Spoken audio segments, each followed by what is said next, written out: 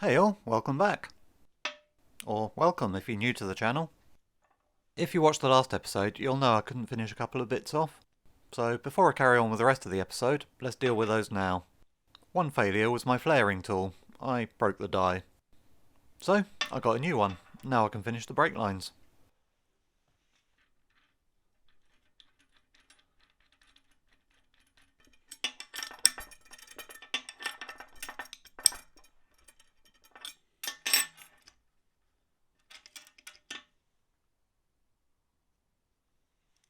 Job done. Now I just need another one.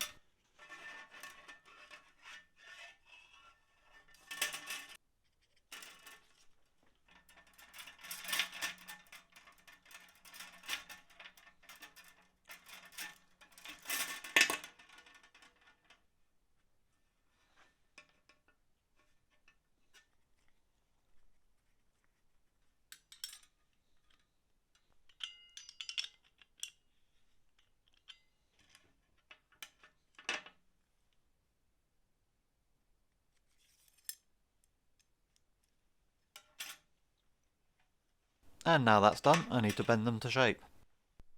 I'd normally use my pipe bender here, but these pipes have got some pretty tight bends and they're right next to the ends, so I don't think this is going to work.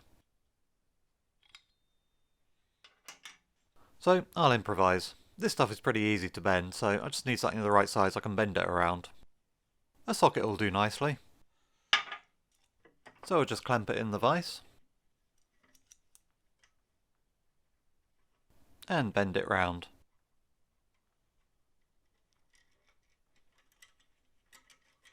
Perfect. Slightly longer than the original, but I don't think it'll matter that much. So I'll do the other end.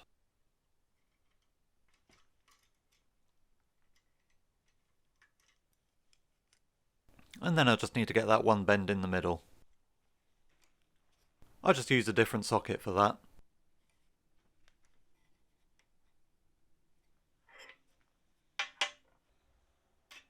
And it's done. It's not a perfect copy, but it'll need a little tweaking anyway, so I'm not too worried. Now to do the other one.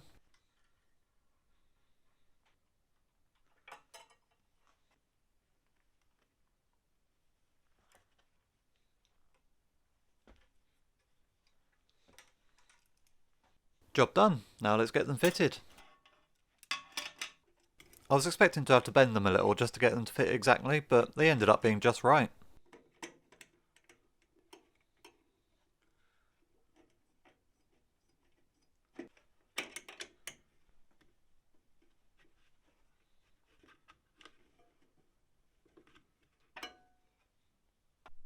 And that'll do nicely.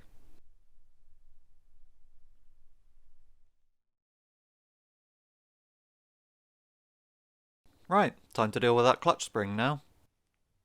This broke in half in the last episode, which meant I couldn't refit the clutch cylinder. I looked everywhere, but I couldn't find a suitable replacement, not without spending about £30 anyway. So I'll make one. This is piano wire, just right for making springs out of. I've never done this before, but it'll be fun to try. The diameter needs to be fairly precise. It needs to fit tightly over this cap. And of course fit inside the bore.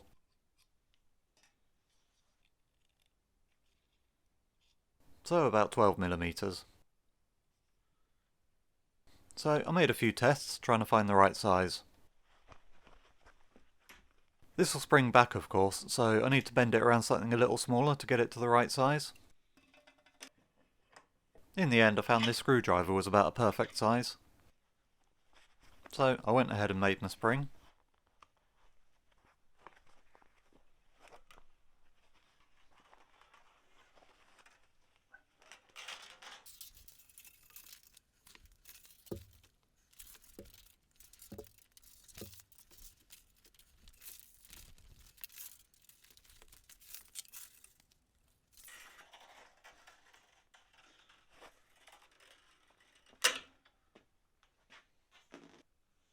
It needs a little bit of tweaking, but it's almost there.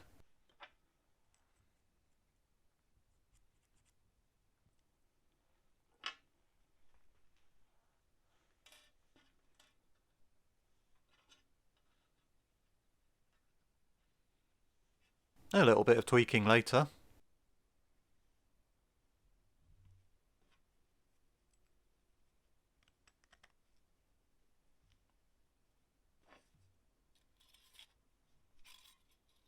It's just about right.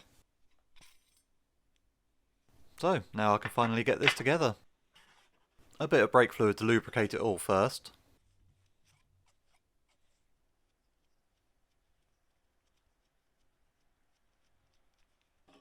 In goes the piston.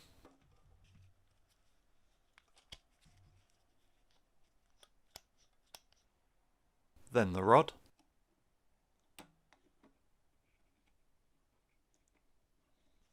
And finally the boot.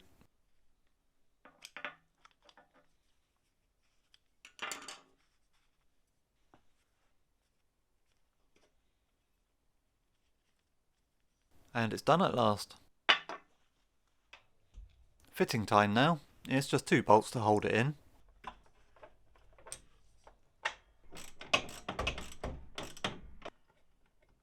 And then the pin holds it to the pedal.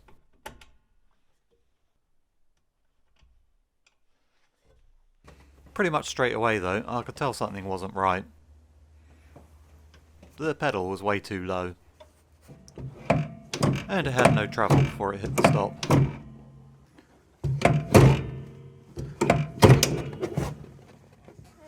The original clutch pedal setup was something that someone had hacked together before using who knows what. All I can think of is that they modified the clutch rod to work with their pedal, so this one's shorter than standard. That's my guess anyway. If anyone knows any different, please let me know. Either way, this means I either have to find a new rod, cut up and modify this one, or just give up and buy a whole new cylinder. I tried hard to make this work, but it seems like the Fates don't want it to happen. Well, that's something I'll deal with another time anyway. Disappointing, but hey, that's just how it goes sometimes. So, let's move on to something else. If you want the full story on this engine, check out episodes 9 and 10. In short though, I bought this engine dirt cheap, only to find it wouldn't run. Then it took me about 2 months to get it all apart. After that, I shoved it aside and tried to pretend it didn't exist, but now I shall probably get back to it. I gave all the machine surfaces a coat of grease before I packed it all away. Looks like it's keeping the rust off pretty well. But this is what I really wanted to look at. If you look closely, you can see the number 4 stud is still stuck in there. I want to try and get that out today. I also want to see if I can figure out why the engine didn't run before. It basically had no compression anywhere. First test, let's see if these valves are leaking. I expect them to leak a little bit, but if they're bad enough for there to be no compression at all, then this should pretty much drain right out. But no, they're holding the liquid pretty well. A bit of leakage, but nothing I wouldn't expect. In fact, the inlet valves aren't leaking at all, so that's not the problem. So I might as well get this apart anyway.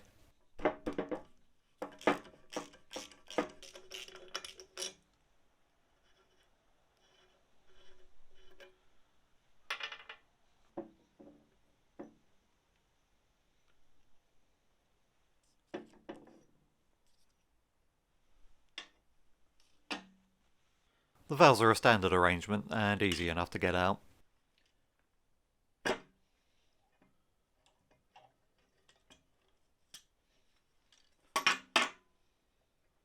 And they're in pretty decent shape as well. They don't look like they've got a lot of wear, which is good.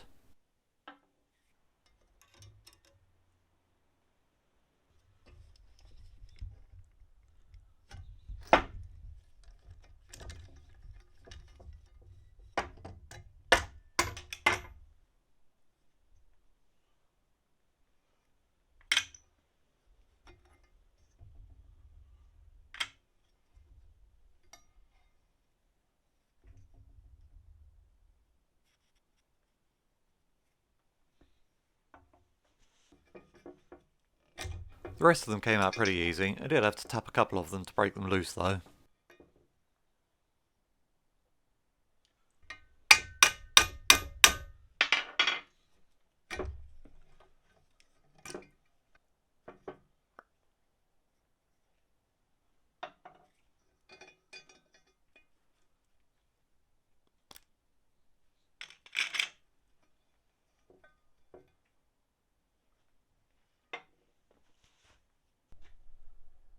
And the valve seats look good as well. It could all do with a clean-up, of course, but I can't see any pitting or cracks or anything that would worry me.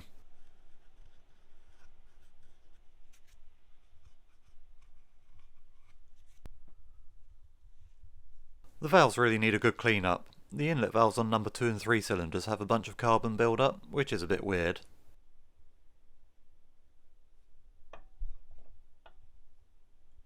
One and 4 inlets seem alright though.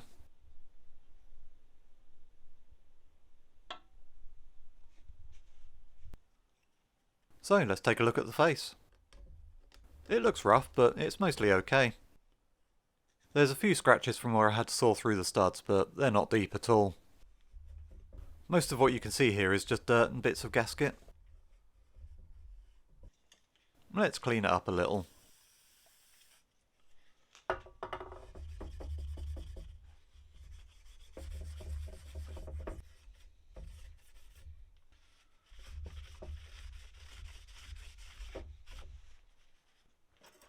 I don't really have the tools to tell properly if this is warped, but this straight edge will give me a good idea at least.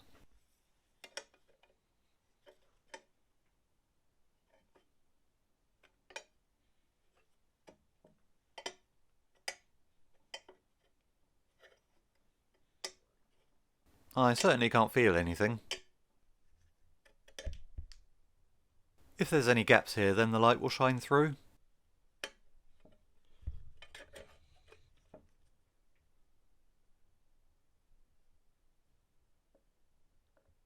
And I can see a few spots coming through, but I don't think it's anything significant. It could just be dirt, to be honest.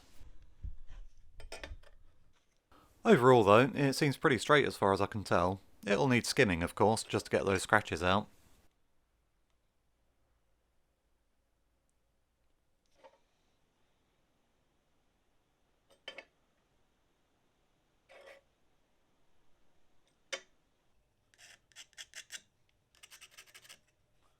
There's a little bit of pitting here and there, but not really in any critical areas, and apart from that coolant passage on the bottom right, nothing too bad either.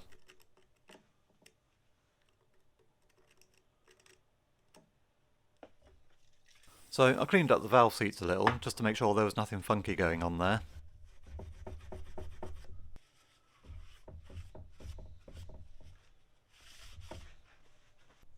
But no, apart from a little bit of carbon build-up, these look good to me.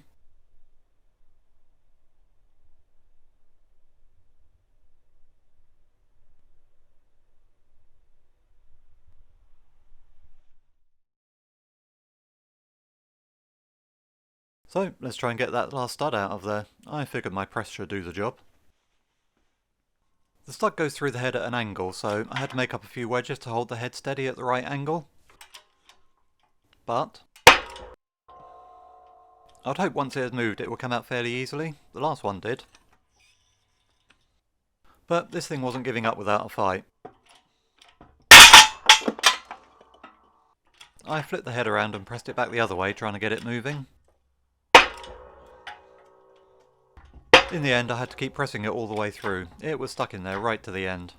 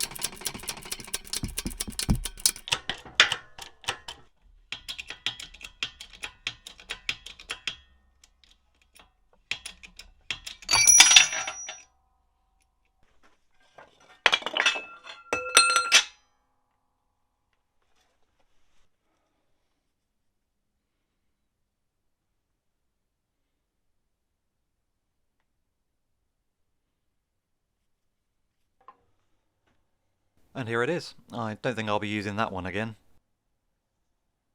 That was a wild ride. I can't believe how badly that was stuck. That would literally never have come out with the head still on the block, so sawing through the studs was necessary in the end.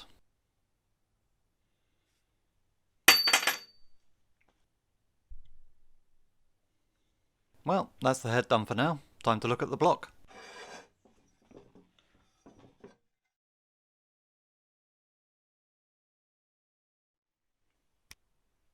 The block's in the same sort of state as the head.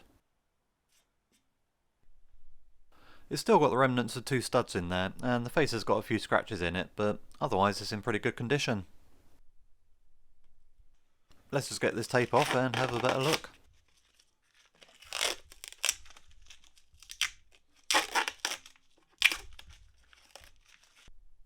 No real signs of wear down here.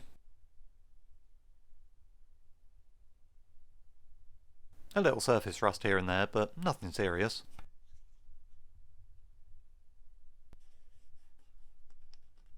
And the worst of the damage to the face is around this bit here where I had to cut the stud.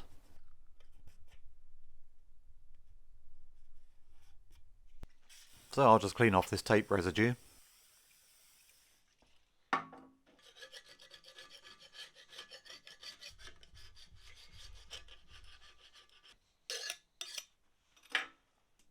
The rest of the block looks okay, though it's obviously going to need a decent clean up.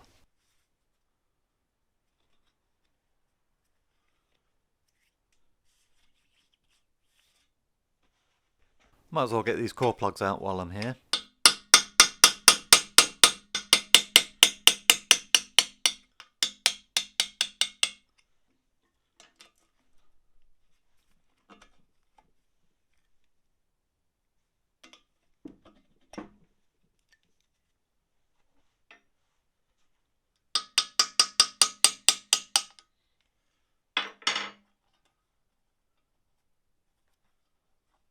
No rust or anything on these, that's good. And then I'll get this gasket off. This will be going to the machine shop for a proper cleaning, so I'm not worried about getting this perfect just yet.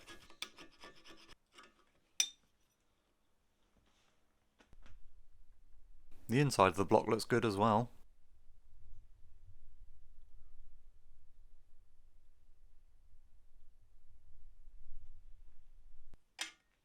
It's very unlikely the block's warped, but I'll just take a look.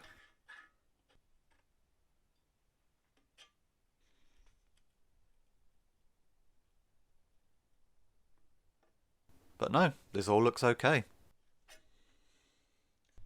So, at this point, I've done all I can with this. If I try and do much else to get these studs out, I'll run the risk of just making things even worse. So, I'll be looking around for a machine shop I can take these to get the work done. I've hit the limit of my equipment and skills here. While it's there, I'll get the block and head refaced and get it all cleaned up properly. If anyone knows a good machine shop in the Norfolk area, please let me know. Otherwise, that's all I have for this episode. Thanks for watching, and I'll see you again on the next one. Please like the video if you enjoyed it, and subscribe if you're not already. See ya!